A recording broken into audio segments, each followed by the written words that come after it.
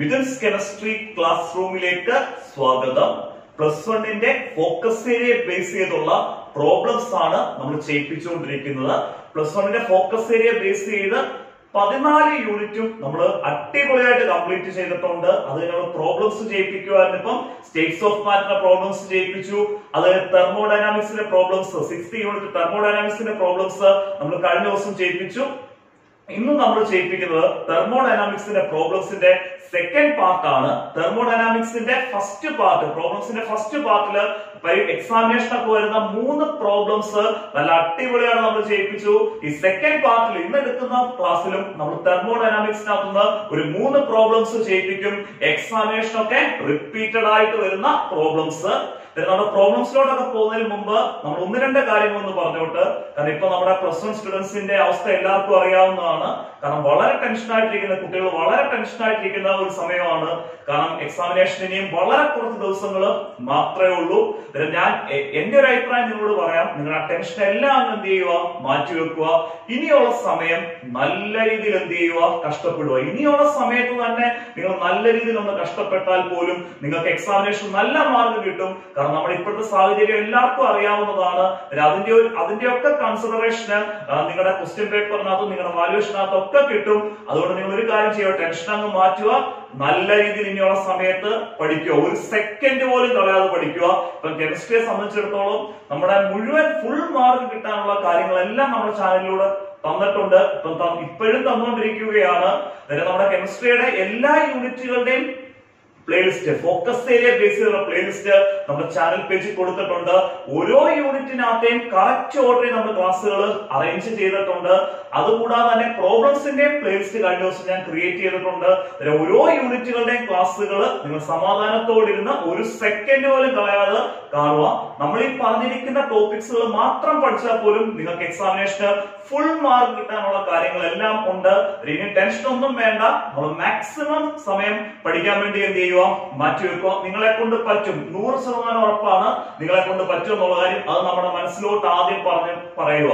കാരണം നമ്മളെ കൊണ്ട് ഇത് പഠിച്ചെടുക്കാൻ പറ്റും എന്നൊരു വിശ്വാസം നമ്മുടെ മനസ്സിലുണ്ടെങ്കിൽ ഇതൊക്കെ നമുക്ക് എന്ത് ചെയ്യാൻ പറ്റും, തരണം ചെയ്ത് മുന്നോട്ട് പോകാൻ പറ്റും. ഇനി ടെൻഷൻ ഒക്കെ അങ്ങ് മാറ്റിവെച്ച് പഠിക്കാൻ വേണ്ടി മാക്സിമം സമയം എന്നല്ല, ഒരു സെക്കൻഡ് പോലും കളയാതെ എന്ത് ചെയ്യുക, മാറ്റിവെക്കുക. ഞാൻ ഒത്തിരി കാര്യങ്ങൾ പറഞ്ഞ സമയം കളയുന്നില്ല.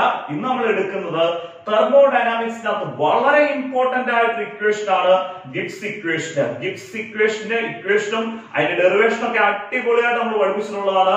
ആ ഗിബ്സ് ഇക്വേഷനെ ബേസ് ചെയ്തുള്ള 3 പ്രോബ്ലംസ് ആണ് നമ്മൾ ഇന്ന് എടുക്കുന്നത്. അത് 3 മാർക്ക് സെക്ഷനിലൊക്കെ റിപ്പീറ്റഡ് ആയിട്ട് വരുന്ന 3 പ്രോബ്ലംസ് ആണ്. നമ്മൾ ആ പ്രോബ്ലംസിന്റെ ഒരു പ്രത്യേകത, നമ്മൾ ആ പറയുന്ന പ്രോബ്ലംസിനകത്തുള്ള നമ്പർ പോലും മാറാതാണ് എക്സാമിനേഷൻ ചോദിക്കുന്നത്. ആ 3 പ്രോബ്ലംസ് എടുക്കുന്ന ക്ലാസ്സുകളും ഇന്ന് കംപ്ലീറ്റ് ആയിട്ട് കാണുക.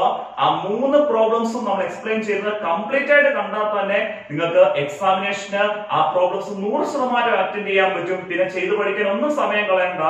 നമ്മൾ ഈ ഒത്തിരി കാര്യങ്ങളൊന്നും പറയുന്നില്ല. നമുക്ക് ഡയറക്റ്റ് ആയിട്ട് ഫസ്റ്റ് പ്രോബ്ലത്തിലേക്ക് പോകാം. ഫസ്റ്റ് പ്രോബ്ലം എക്സ്പ്ലെയിൻ ചെയ്യാം. സിമ്പിൾ ആയിട്ട് ഫസ്റ്റ് പ്രോബ്ലം എക്സ്പ്ലെയിൻ ചെയ്യാം. ശ്രദ്ധിച്ചിരിക്കണം.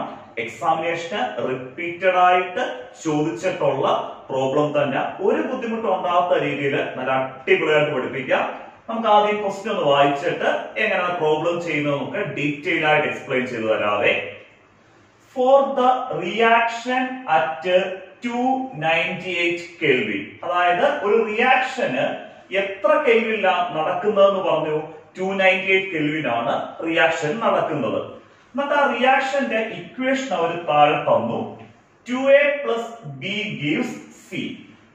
നമ്മൾ പറഞ്ഞിരിക്കുന്ന റിയാക്ഷൻ എന്ന് പറയുന്നത് 2a plus b gives c എന്നുള്ള റിയാക്ഷന് ഏത് ടെമ്പറേച്ചർ കണ്ടീഷനിലാണ് നടക്കുന്നത്? 298 കെൽവിൻ ടെമ്പറേച്ചർ കണ്ടീഷനിലാണ് നടക്കുന്നത്. ഇനി അവർ ക്വസ്റ്റ്യൻ തന്നിരിക്കുന്നത് ഈ റിയാക്ഷന്റെ എൻതാൽപ്പി ചേഞ്ച് ആയിട്ടുള്ള ഡെൽറ്റ എച്ച് വാല്യൂ തന്നു. അതേപോലെ ഈ റിയാക്ഷന്റെ എൻട്രോപ്പി ചേഞ്ച് ആയിട്ടുള്ള ഡെൽറ്റ എസ് വാല്യൂ തന്നു.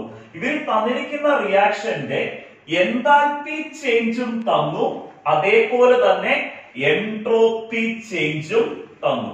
നമുക്ക് എൻതാൽപി ചേഞ്ച് എത്ര തന്നിരിക്കുന്നുള്ള കാര്യം നോക്കാം. അതായത് എൻതാൽപി ചേഞ്ച് എന്ന് പറഞ്ഞാൽ ഡെൽറ്റ എച്ച് അല്ലേ. ഡെൽറ്റ എച്ചിന്റെ വാല്യൂ തന്നേക്കുന്നതാണ് 400. ഡെൽറ്റ എച്ചിന്റെ വാല്യൂ അതിന്റെ unit kilo joule mole raise to -1. Kilo joule mole raise to -1. ഇവിടെ എൻട്രോപ്പി ചേഞ്ച് ഡെൽറ്റ എസിന്റെ വാല്യൂ തന്നിരിക്കുന്നത് 0.2 എന്നാണ് തന്നിരിക്കുന്നത്. അതിന്റെ യൂണിറ്റ് തന്നേക്കുന്നത് kilo joule kelvin raise to -1 mole raise to -1. യൂണിറ്റിനെ പറ്റി നിങ്ങൾ പേടിക്കണ്ട, അത് ക്വസ്റ്റിനകത്ത് തരും. ഇനി നമ്മളോട് ചോദിച്ചിരിക്കുന്നത് ശരിക്കും നമുക്ക് കണ്ടുപിടിക്കേണ്ടത് at what temperature, ഏത് ടെമ്പറേച്ചറിൽ, at what temperature will the reaction become spontaneous? ഈ റിയാക്ഷന് ഏത് ടെമ്പറേച്ചറിലാണ് സ്പോണ്ടേനിയസ് ആവുന്നതെന്നാണ് നമുക്ക് കണ്ടുപിടിക്കേണ്ടത്. അതായത് ഒരു റിയാക്ഷൻ തന്നു, ആ റിയാക്ഷന്റെ ടെമ്പറേച്ചർ തന്നു, അതേപോലെ എൻതാൽപി ചേഞ്ച് ആയിട്ടുള്ള ഡെൽറ്റ എച്ച് തന്നു, അതേപോലെ എൻട്രോപ്പി ചേഞ്ച് ആയിട്ടുള്ള ഡെൽറ്റ എസും തന്നു. എന്നിട്ട് നമ്മളോട് ചോദിച്ചിരിക്കുന്നത് ആ റിയാക്ഷന് ഏത് ടെമ്പറേച്ചറിൽ സ്പോണ്ടേനിയസ് ആവുമെന്നാണ് ചോദിച്ചിരിക്കുന്നത്. അങ്ങനെ ചോദിക്കുകയാണെങ്കിൽ നിങ്ങൾ ചെയ്യേണ്ടത് ആദ്യം ഗിബ്സ് ഇക്വേഷൻ എടുക്കുക. നമ്മൾ ഗിബ്സ് ഇക്വേഷൻ ഡീറ്റെയിൽ ആയിട്ട് പഠിപ്പിച്ചു തന്നിട്ടുള്ളതാണ്, ഡെറിവേഷൻ ഉൾപ്പെടെ പഠിപ്പിച്ചിട്ടുള്ളതാണ്. ഗിബ്സ് ഇക്വേഷൻ ആണ് delta G equal delta H minus T delta S. Delta G equal delta H minus T delta S. ഏത് ഉറക്കത്തിൽ ചോദിച്ചാലും അറിയണം, ഗിബ്സ് ഇക്വേഷൻ ആണ് delta G equal delta H minus T delta S ആണല്ലോ. ഈ Gibbs ഇക്വേഷനെ base ചെയ്ത് സ്പോണ്ടേനിറ്റിയുടെ കണ്ടീഷന് നമ്മൾ explain ചെയ്തതാണ്. 3 കണ്ടീഷൻ പറഞ്ഞു.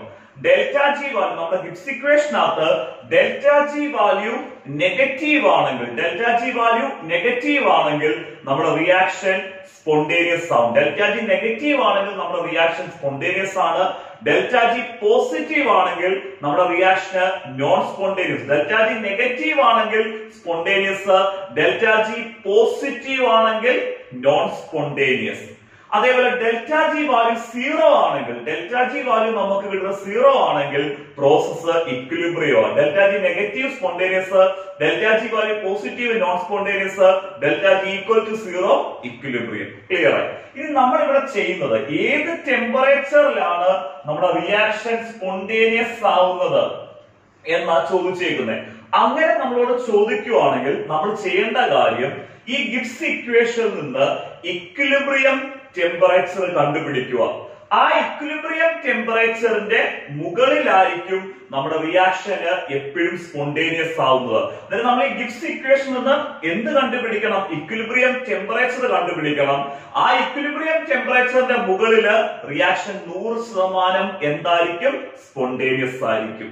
നമുക്ക് എങ്ങനെ ഇക്വിലിബ്രിയം ടെമ്പറേച്ചർ കണ്ടുപിടിക്കുന്ന എന്നുള്ള കാര്യം നോക്കാം. സിമ്പിൾ ആയിട്ടുള്ള കാര്യമാണ്. നമ്മൾ ഈ Gibbs equation delta G equal delta H minus T delta S എന്നുള്ള ഗിബ്സ് ഇക്വേഷൻ എഴുതിയല്ലോ. ആ ഗിബ്സ് ഇക്വേഷനിലേക്ക് നമ്മൾ ഇക്വിലിബ്രിയം കണ്ടീഷന് അപ്ലൈ ചെയ്യുന്നു. കാരണം ഡെൽറ്റ ജി നെഗറ്റീവ് ആണ് spontaneous, delta G positive non spontaneous, delta G equal to 0 എന്താണ്? ഇക്വിലിബ്രിയം. ഇക്വിലിബ്രിയം കണ്ടീഷൻ അപ്ലൈ ചെയ്യുകയാണെങ്കിൽ നമ്മൾ ഡെൽറ്റ ജിയുടെ വാല്യൂ എന്ത് കൊടുക്കണം? 0 കൊടുക്കണം.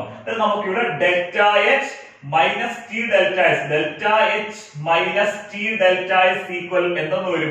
0. കാരണം നമ്മളുടെ ഡെൽറ്റ ജിക്ക് ഏത് വാല്യൂ കൊടുത്തു? 0 കൊടുത്തു. നമ്മൾ ഗിബ്സ് ഇക്വേഷനകത്ത് എന്ത് കണ്ടീഷൻ അപ്ലൈ ചെയ്തു? ഇക്വിലിബ്രിയം കണ്ടീഷൻ അപ്ലൈ ചെയ്തു. ഈ ഇക്വിലിബ്രിയം കണ്ടീഷൻ അപ്ലൈ ചെയ്ത് കഴിഞ്ഞ് ഇവിടെ ഈ ടെമ്പറേച്ചർ നമ്മൾ കണ്ടുപിടിക്കണം. ഇക്വിലിബ്രിയം കണ്ടീഷൻ അപ്ലൈ ചെയ്ത് കഴിഞ്ഞ് നമ്മൾ കണ്ടുപിടിക്കുന്ന ടെമ്പറേച്ചർ എന്ന് പറയുന്നത് എന്ത് ടെമ്പറേച്ചർ ആണ്? Equilibrium temperature. നമുക്കിവിടെ ടെമ്പറേച്ചറിന്റെ വാല്യൂ കണ്ടുപിടിക്കാൻ വേണ്ടി ഈ മൈനസ് ടി ഡെൽറ്റ എസിനെ ഞാൻ ഈ ലെഫ്റ്റ് സൈഡിൽ നിന്ന് എങ്ങോട്ട് കൊണ്ടുവരുന്നു? റൈറ്റ് സൈഡിലോട്ട് കൊണ്ടുവരുന്നു. പിന്നെ delta H equal T delta S minus T delta S നമ്മൾ റൈറ്റ് സൈഡിൽ കൊണ്ടുവന്നപ്പോൾ എന്തായിട്ട് മാറി? പ്ലസ് ടി ഡെൽറ്റ എസ് ആയിട്ട് മാറി. ഇവിടെ നമുക്ക് എന്ത് കണ്ടുപിടിക്കാം? ടെമ്പറേച്ചർ കണ്ടുപിടിക്കാം. ഇവിടുന്ന് കണ്ടുപിടിക്കുന്ന ഈ ടെമ്പറേച്ചർ എന്ന് പറയുന്നത് ഇക്വിലിബ്രിയം ടെമ്പറേച്ചർ. ഇവിടുന്ന് നമുക്ക് ടെമ്പറേച്ചർ കണ്ടുപിടിക്കണമെന്നുണ്ടെങ്കിൽ നമുക്ക് ഡെൽറ്റ എച്ചിനെ ആര് കൊണ്ട് ഡിവൈഡ് ചെയ്യണം? ഡെൽറ്റ എസ് കൊണ്ട് എന്ത് ചെയ്യണം? ഡിവൈഡ് ചെയ്യണം. നമുക്ക് ഇവിടുത്തെ temperature T equal delta H by എന്തെന്ന് വരും? ഡെൽറ്റ എസ് എന്ന് വരും. അങ്ങനെ നമുക്ക് ഇനി ഇവിടെ ഡെൽറ്റ എച്ചിന്റെയും ഡെൽറ്റ എസിന്റെയും വാല്യൂ സബ്സ്റ്റിറ്റ്യൂട്ട് ചെയ്ത് കൊടുക്കണം. ഈ വാല്യൂ സബ്സ്റ്റിറ്റ്യൂട്ട് ചെയ്ത് കൊടുക്കുമ്പോൾ കുറച്ച് പേർക്കെങ്കിലും ഒരു സംശയം ഉണ്ടായി കാണും. സാർ ഇന്നലെ തെർമോഡൈനാമിക്സിന്റെ പ്രോബ്ലം ചെയ്ത സമയത്ത് കിലോ ജൂളിനകത്തുള്ള വാല്യൂവിനെ നമ്മൾ എങ്ങോട്ട് മാറ്റി? ജൂളിലോട്ട് മാറ്റി. അതെ, ഇവിടെ നമുക്ക് ഡെൽറ്റ എച്ചും ഡെൽറ്റ എസും എന്തിലല്ലേ കിടക്കുന്നേ? കിലോ ജൂളിലല്ലേ കിടക്കുന്നത്? ജൂളിലോട്ട് മാറ്റേണ്ടായോ എന്നൊരു സംശയം വരും. ഇവിടെ അതിന്റെ കാര്യമില്ല, മാറ്റേണ്ട ആവശ്യമില്ല. കാരണം ഇന്നലെ നമ്മൾ ചെയ്ത തെർമോഡൈനാമിക്സിന്റെ പ്രോബ്ലത്തിനകത്ത് കിലോ ജൂളിൽ നിന്ന് ജൂളിലോട്ട് നമ്മൾ കൺവേർട്ട് ചെയ്യാനുള്ള റീസൺ ആ പ്രോബ്ലത്തിനകത്ത് ആറിന്റെ വാല്യൂ നമ്മൾ എടുത്തിട്ടുണ്ടായിരുന്നു. ആറിന്റെ വാല്യൂ യൂണിവേഴ്സൽ ഗ്യാസ് കോൺസ്റ്റന്റ് ആയിട്ടുള്ള ആറിന്റെ വാല്യൂ എടുത്ത് ചെയ്യുന്ന പ്രോബ്ലംസ് ആയിരുന്നു. യൂണിവേഴ്സൽ ഗ്യാസ് കോൺസ്റ്റന്റ് ആയിട്ടുള്ള ആറിന്റെ വാല്യൂ തെർമോഡൈനാമിക്സിന്റെ പ്രോബ്ലത്തിനകത്ത് നമ്മൾ എടുക്കുന്നത് 8.314 8.314 എന്നുള്ള ആറിന്റെ വാല്യൂ ജൂളിലാണ്. അതുകൊണ്ട് തന്നെ ആ ആറിനോടൊപ്പം സബ്സ്റ്റിറ്റ്യൂട്ട് ചെയ്യുന്ന വാല്യൂസ് എല്ലാം ഏതിൽ തന്നെ വരണം? ജൂളിൽ വരണം. പക്ഷെ ഗിബ്സ് ഇക്വേഷനകത്ത് ആറ് നമുക്ക് എടുക്കേണ്ട ആവശ്യമില്ല. യൂണിവേഴ്സൽ ഗ്യാസ് കോൺസ്റ്റന്റ് ആയിട്ടുള്ള ആറ് എടുക്കേണ്ട ആവശ്യമുണ്ടോ? ഇല്ല. അതുകൊണ്ട് തന്നെ ഇവിടെ കിലോ ജൂൾ ഇട്ട് തന്നെ ചെയ്യാം. പിന്നെ മറ്റൊരു കാര്യമുണ്ട്, ഇവിടെ രണ്ട് വാല്യൂ എന്തിൽ തന്നെ? കിലോ ജൂളില്ല. അതിന് പ്രശ്നമില്ല. അതല്ല ഒന്ന് കിലോ ജൂളിലും മറ്റേത് ജൂളിലും ആയിരുന്നെങ്കിൽ നമുക്ക് കിലോ ജൂളിൽ ഉള്ളതിനെ എങ്ങോട്ട് മാറ്റണമായിരുന്നു? ജൂളിലോട്ട് മാറ്റേണ്ട ആവശ്യമുണ്ട്. പക്ഷെ ഇവിടെ നമുക്ക് കിലോ ജൂളിൽ തന്നെ ഇട്ട് പ്രോബ്ലം ചെയ്യാം. ഡെൽറ്റ എച്ചിന്റെ വാല്യൂ എത്രയാണ്? 400. ഡെൽറ്റ എസിന്റെ വാല്യൂ എത്രയാണ്? 0.2. 400 divided by 0.2 equal 2000. നമുക്കിവിടെ ഇക്വിലിബ്രിയം ടെമ്പറേച്ചർ ആയിട്ടുള്ള T യുടെ വാല്യൂ നമ്മൾ കണ്ടുപിടിച്ചു. Delta H by delta S എന്നുള്ള ഇക്വേഷൻ വെച്ച് 400 by 0.2 ഈക്വൽ എത്ര കെൽവിൻ ആണ്? 2000 കെൽവിൻ. നമ്മുടെ ഈ റിയാക്ഷൻ, ഇതിന് തന്നിരിക്കുന്ന റിയാക്ഷന് ഇക്വിലിബ്രിയം കണ്ടീഷനിൽ ഉള്ള, അതായത് നമ്മുടെ തന്നിരിക്കുന്ന റിയാക്ഷന്റെ ഇക്വിലിബ്രിയം ടെമ്പറേച്ചർ, അതായത് ആ റിയാക്ഷൻ ഇക്വിലിബ്രിയത്തിൽ എത്തുന്ന ടെമ്പറേച്ചർ എന്ന് പറയുന്നത് 2000 കെൽവിനാണ്. എപ്പോഴും റിയാക്ഷൻ സ്പോണ്ടേനിയസ് ആവുന്നത് എബവ് ദ ഇക്വിലിബ്രിയം ടെമ്പറേച്ചർ. ആ ഇക്വിലിബ്രിയം ടെമ്പറേച്ചറിന്റെ മുകളിൽ നമ്മുടെ റിയാക്ഷൻ സ്പോണ്ടേനിയസ് ആവും. ഈ റിയാക്ഷൻ ഇക്വിലിബ്രിയം ടെമ്പറേച്ചർ എത്ര കെൽവിനാ? 2000 കെൽവിൻ. അതുകൊണ്ട് തന്നെ നമ്മുടെ ഈ റിയാക്ഷൻ സ്പോണ്ടേനിയസ് ആവുന്നത് the above equilibrium temperature, that means above എത്ര കെൽവിൻ ആണ്? 2000 കെൽവിൻ. നമ്മൾ താഴെ equilibrium temperature 2000 kelvin. the reaction will be spontaneous above എന്താണ്? 2000 കെൽവിൻ. ക്ലിയർ ആയല്ലോ? ഒരു റിയാക്ഷൻ ഏത് ടെമ്പറേച്ചർ സ്പോണ്ടേനിയസ് ആണെന്ന് ചോദിച്ചാൽ നമ്മൾ ഗിബ്സ് ഇക്വേഷൻ എടുക്കുക, ഇക്വിലിബ്രിയം കണ്ടീഷൻ ആയിട്ടുള്ള ഡെൽറ്റ ജി വാല്യൂ 0 കൊടുക്കുക, അവിടെ ഇക്വിലിബ്രിയം ടെമ്പറേച്ചർ കണ്ടുപിടിക്കുക. ആ ഇക്വിലിബ്രിയം ടെമ്പറേച്ചറിന്റെ മുകളിൽ റിയാക്ഷൻ എന്താവും? സ്പോണ്ടേനിയസ് ആവും. ഫസ്റ്റ് പ്രോബ്ലം നല്ല ക്ലിയർ ആയിട്ട് മനസ്സിലായല്ലോ. സെക്കൻഡ് പ്രോബ്ലം ചെയ്യാം. ഫസ്റ്റ് പ്രോബ്ലമായിട്ട് കമ്പയർ ചെയ്യുമ്പോൾ കുറച്ച് ഡിഫിക്കൽട്ട് ആയിട്ടുള്ള പ്രോബ്ലം ആണ് സെക്കൻഡ് പ്രോബ്ലം. എത്ര ഡിഫിക്കൽട്ട് ആയിട്ടുള്ള പ്രോബ്ലം ആണെങ്കിലും സിമ്പിൾ ആയിട്ട് നല്ല അടിപൊളിയായിട്ട് നമ്മൾ പ്രോബ്ലം ചെയ്യും. ശ്രദ്ധിച്ചിരുന്നാൽ മതി. നമുക്ക് ആദ്യം ക്വസ്റ്റ്യൻ ഒന്ന് വായിച്ചിട്ട് പ്രോബ്ലം ചെയ്യാൻ തുടങ്ങാം.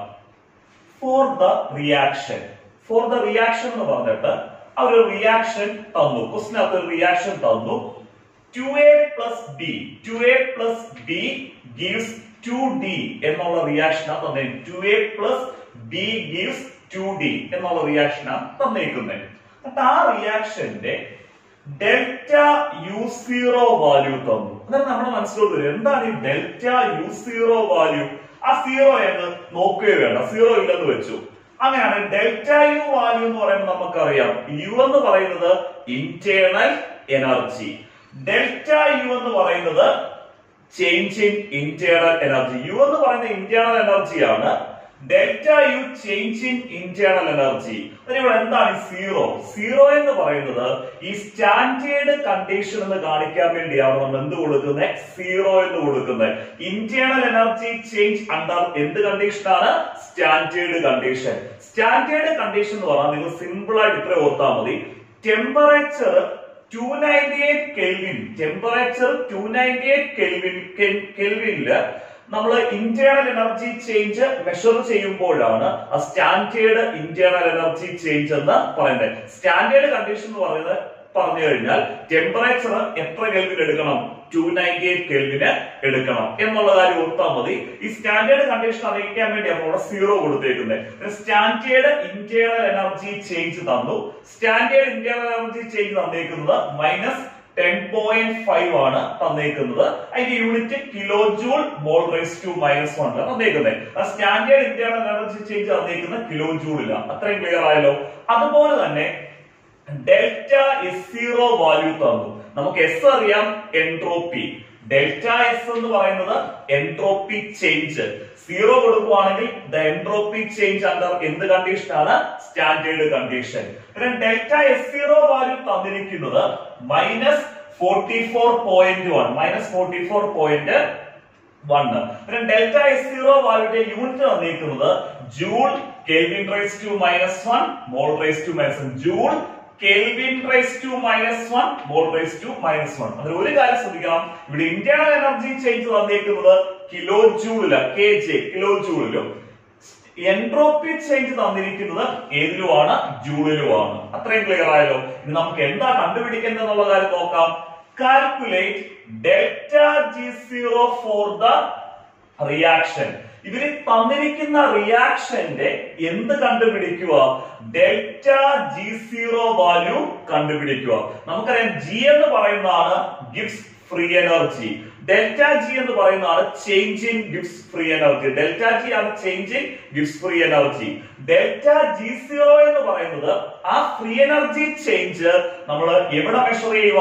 സ്റ്റാൻഡേർഡ് കണ്ടീഷനിൽ മെഷർ ചെയ്യുന്നു. ആ standard Gibbs free energy change ആണ് ഡെൽറ്റ G0. അതായത് നമുക്ക് ഇവിടെ കാൽക്കുലേറ്റ് ചെയ്യേണ്ടത് calculate delta G0 for the reaction. അതായത് standard Gibbs free energy change എന്ത് ചെയ്യണം? കാൽക്കുലേറ്റ് ചെയ്യണം. Calculate delta G0 for the reaction. അത് നമ്മുടെ ആദ്യത്തെ ജോലി.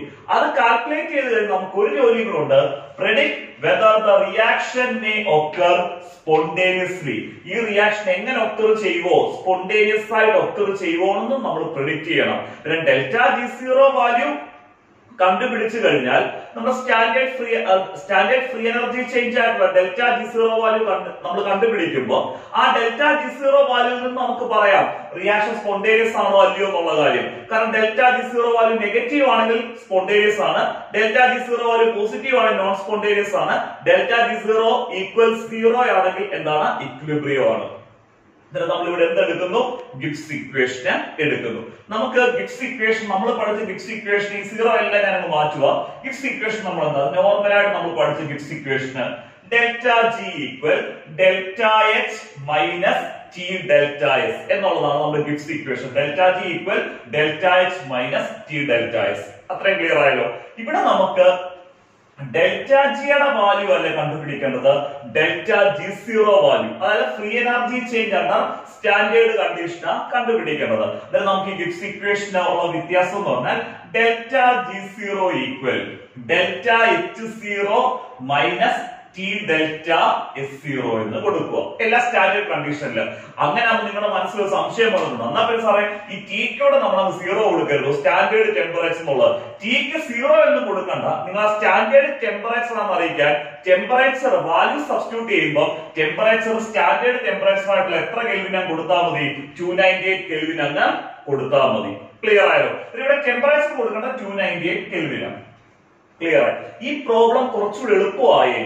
അവര് ഡെൽറ്റ U0ക്ക് പകരം ഡെൽറ്റ H0 ഇങ്ങ് തന്നായിരുന്നെങ്കിൽ, സ്റ്റാൻഡേർഡ് എൻതാൽപ്പി ചേഞ്ച് ഇങ്ങ് തന്നായിരുന്നെങ്കിൽ നമുക്ക് ഒരു പ്രശ്നമില്ലായിരുന്നു. കാരണം ഡെൽറ്റ H0 തന്നായിരുന്നെങ്കിൽ ഡെൽറ്റ H0 കൊടുക്കുക. ഡെൽറ്റ H0 ഉണ്ട്, ടെമ്പറേച്ചർ 298 കെൽവിൻ സബ്സ്റ്റിറ്റ്യൂട്ട് ചെയ്യുമ്പോൾ നമുക്ക് ഡയറക്റ്റ് ആയിട്ട് എന്തിന്റെ വാല്യൂ കിട്ടിയേനെ? ഡെൽറ്റ G0 വാല്യൂ കിട്ടിയേനെ. പക്ഷെ ഇവിടെ പ്രശ്നം എന്താണെന്ന് ചോദിച്ചാൽ ഡെൽറ്റ S0 തന്നിട്ടുണ്ട്, -44.1 എന്ന് തന്നിട്ടുണ്ട്.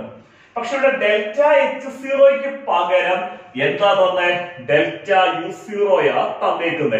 ഡെൽറ്റ H-നും H0ക്ക് പകരം ഡെൽറ്റ U0 ആയിട്ടുള്ള സ്റ്റാൻഡേർഡ് ഇന്റേണൽ എനർജി ചേഞ്ച് തന്നു കഴിഞ്ഞാൽ അതിന്റെ അർത്ഥം നമുക്ക് ഈ ഡെൽറ്റ U0യിൽ നിന്ന് നമുക്ക് എന്ത് കണ്ടുപിടിക്കാവുന്ന? ഡെൽറ്റ H0 കണ്ടുപിടിക്കാം.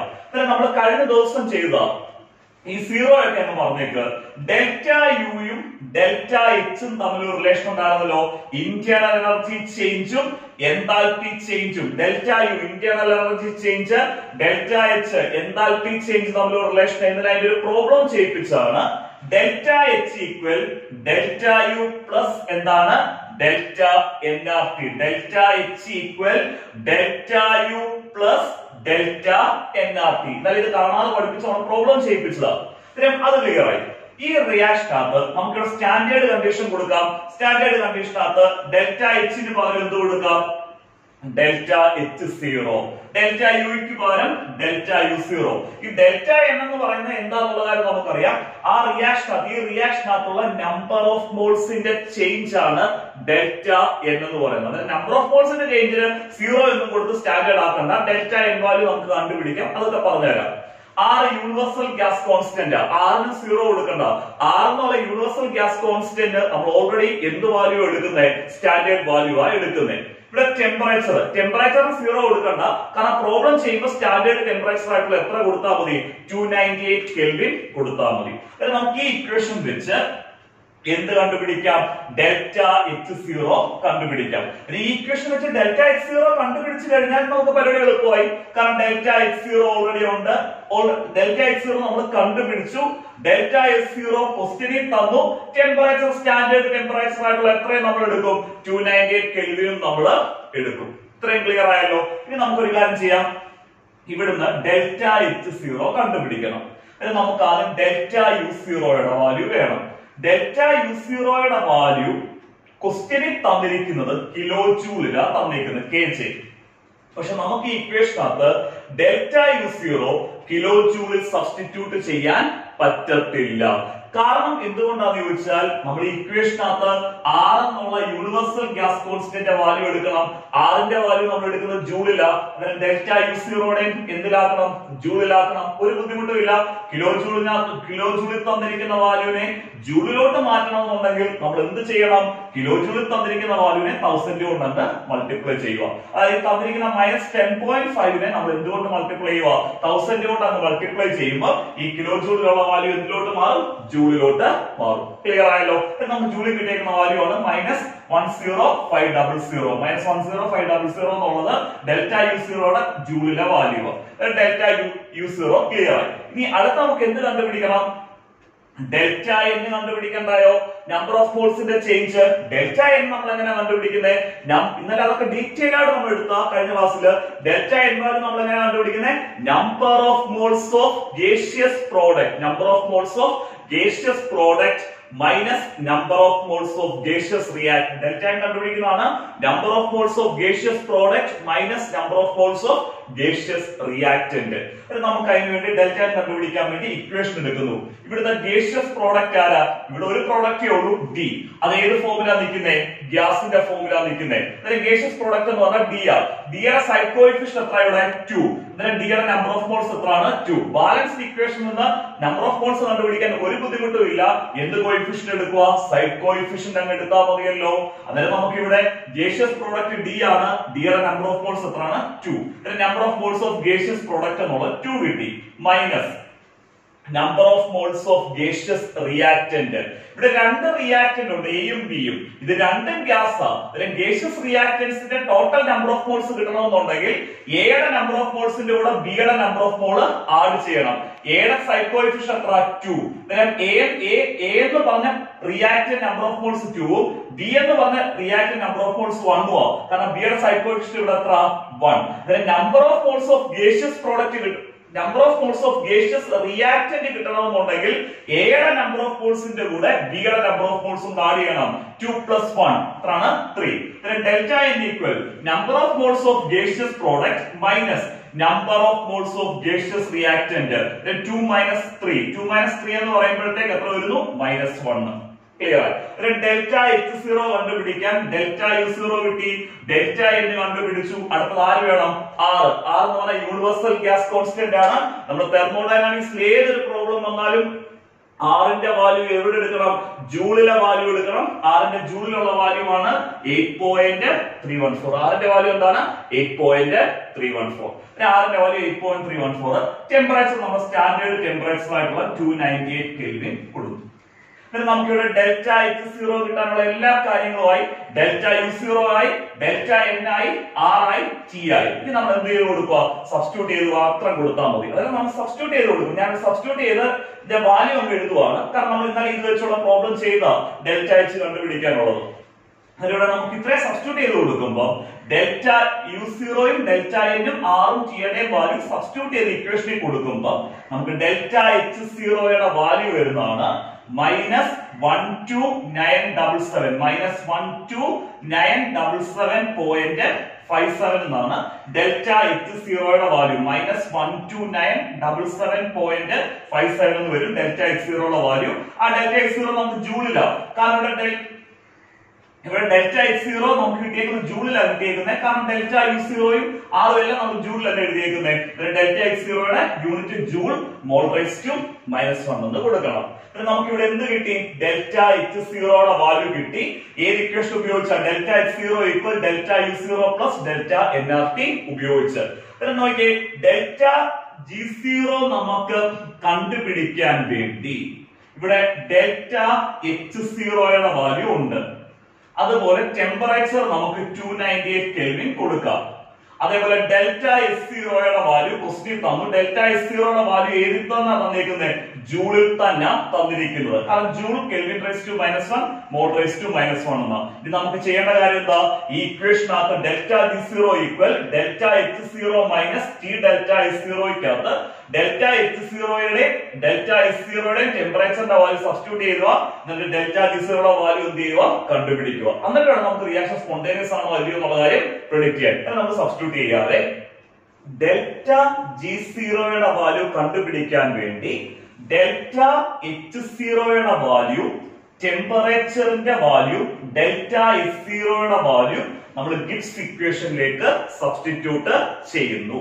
ഡെൽറ്റ H0 വാല്യൂ നമ്മൾ കണ്ടുപിടിച്ചായിരുന്നു. ഡെൽറ്റ H0 വാല്യൂ നമുക്ക് കിട്ടിയേക്കുന്നത് -12,977.57. ഡെൽറ്റ H0യുടെ പൊസിഷനിൽ നമ്മൾ കണ്ടുപിടിച്ച ഡെൽറ്റ H0യുടെ വാല്യൂ ആയിട്ടുള്ള -12,977.57 എന്ത് ചെയ്യുന്നു? സബ്സ്റ്റിറ്റ്യൂട്ട് ചെയ്ത് കൊടുക്കുന്നു. അത് നമ്മൾ എന്ത് സൈൻ കൊടുക്കുന്നു? നെഗറ്റീവ് സൈൻ കൊടുക്കുന്നു. അതുപോലെ T ഡെൽറ്റ S0യുടെ വാല്യൂ സബ്സ്റ്റിറ്റ്യൂട്ട് ചെയ്യണമല്ലോ. ടെമ്പറേച്ചറിന്റെ വാല്യൂ 298 ആണ്. ഇൻടു ഡെൽറ്റ S0 ക്വസ്റ്റ്യൻ തന്നിട്ടുണ്ടായിരുന്നു -44.1. ഇത് സിംപ്ലിഫൈ ചെയ്യാൻ ഒരു ബുദ്ധിമുട്ടുമില്ല. നമ്മൾ ആദ്യം ചെയ്യേണ്ട കാര്യം ഈ 298നെ 44.1 കൊണ്ടാണ് മൾട്ടിപ്ലൈ ചെയ്യുക. 298നെ നമ്മൾ 44.1 കൊണ്ട് മൾട്ടിപ്ലൈ ചെയ്യുമ്പോൾ നമുക്ക് കിട്ടുന്ന ആൻസർ എന്ന് പറയുന്നത് 13,141.8 എന്നാണ് കിട്ടുന്നത്. ഇവിടെ സൈൻ പോസിറ്റീവ് ആണ്. എന്തുകൊണ്ടാണ് നമുക്കറിയാം. മൈനസ് ഓഫ് മൈനസ് പറയുന്നത് എന്താവും? പോസിറ്റീവ്. ഇവിടെ രണ്ട് നെഗറ്റീവ് സൈൻ ഉണ്ടല്ലോ. രണ്ട് നെഗറ്റീവ് സൈൻ നമ്മൾ മൾട്ടിപ്ലൈ ചെയ്യുമല്ലേ. നമുക്ക് ഇവിടെ എന്ത് സൈൻ വരുന്നു? പോസിറ്റീവ് സൈൻ വരുന്നു. ക്ലിയർ ആയല്ലോ. നമുക്ക് ഇവിടെ delta G0 equal -12,977.57 plus 13,141.8. Clear ആണല്ലോ. നമുക്ക് ഇവിടെ ആൻസർ വരുന്നത് ഇത് സിംപ്ലിഫൈ ചെയ്യുന്ന എങ്ങനെയാ? 13,141.8 നിന്ന് എന്ത് കുറയ്ക്കുക? 12,977.57 എന്ന് കുറയ്ക്കുക. ഡെൽറ്റ G0 വാല്യൂ നമുക്ക് വരുന്നത് 164.23. അതായത് പോസിറ്റീവ് വാല്യൂ വരുന്നത് പ്ലസ് 164.23 എന്ന് വരുന്നു. നമ്മുടെ ക്വസ്റ്റിനകത്ത് ആദ്യം പറഞ്ഞ കാര്യം നമ്മളിപ്പോ ചെയ്തു കഴിഞ്ഞു. എന്ത് കാൽക്കുലേറ്റ് ചെയ്യുക? ഡെൽറ്റ G0 വാല്യൂ കാൽക്കുലേറ്റ് ചെയ്യുക. നമ്മൾ ഡെൽറ്റ G0 വാല്യൂ കാൽക്കുലേറ്റ് ചെയ്തു. നമുക്ക് കിട്ടിയ വാല്യൂ ആയിരുന്നു പോസിറ്റീവ് വാല്യൂ കിട്ടിയത് പ്ലസ് 164.23. അതിനോടൊപ്പം തന്നെ നമ്മുടെ ക്വസ്റ്റ്യൻ പറഞ്ഞത് ഡെൽറ്റ G0 കാൽക്കുലേറ്റ് ചെയ്ത് കഴിഞ്ഞ് predict whether the reaction may occur spontaneously.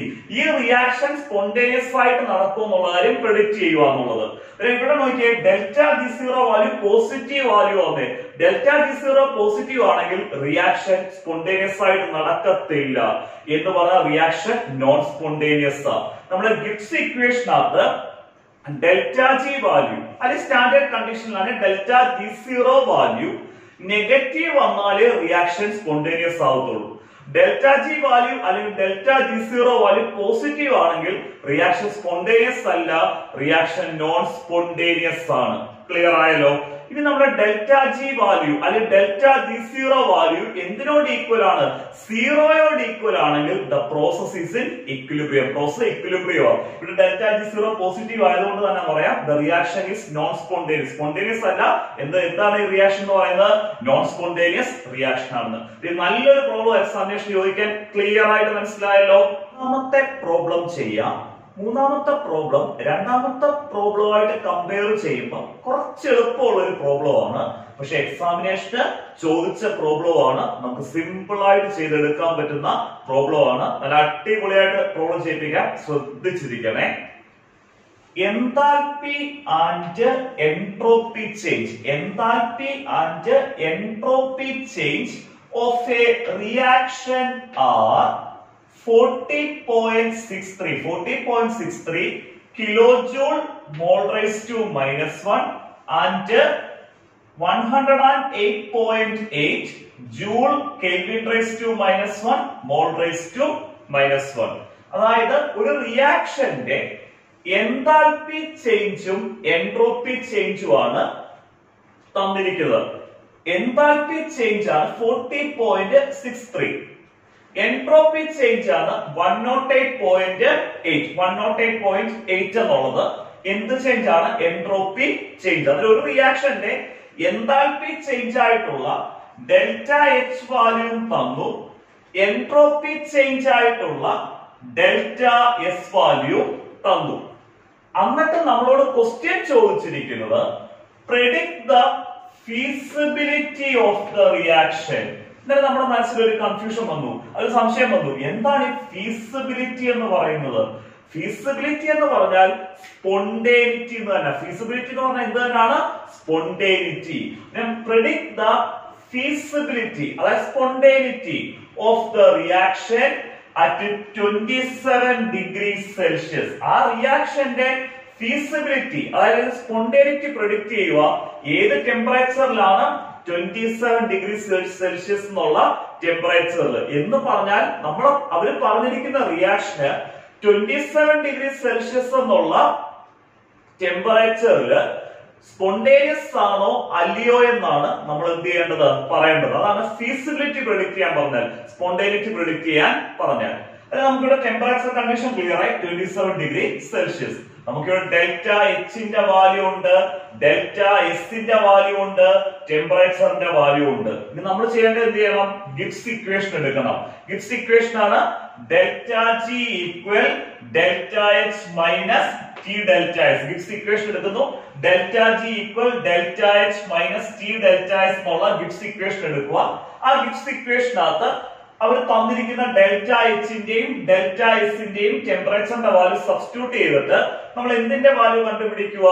Delta G value കണ്ടുപിടിക്കുക. ആ ഡെൽറ്റ ജി വാല്യൂ നെഗറ്റീവ് ആണെങ്കിൽ നമ്മുടെ റിയാക്ഷൻ 27 ഡിഗ്രി സെൽഷ്യസിൽ സ്പോണ്ടേനിയസ് ആണ്.